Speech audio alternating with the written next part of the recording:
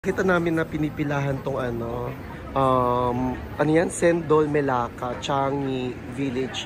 Try natin, $250. Mukhang masarap naman siya. Para siyang gelatin din, may coconut milk. Ano kaya lasa? So, try natin tong Chendol. $250.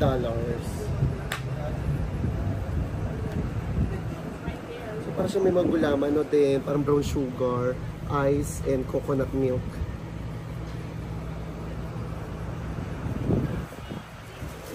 Walang lasa. Haluin natin.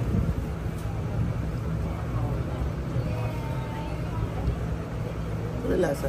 Nasa yelo. Baka kulang sa halo. Last try. Tingnan natin talaga.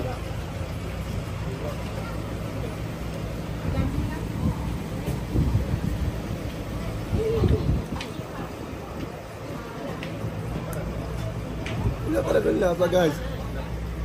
Nasa lang siyang yelo na may gulaman. Walang lasa. Siya tayo. Sabi ng mga locals dito, yung kulay green daw, gawa sa rice. Ayun ang pagkakaintindi ko, gawa daw sa rice. So medyo, nalasahan ko na siya, medyo maalat-alat siya. Yan, maalat-alat na lasang gata, ganon.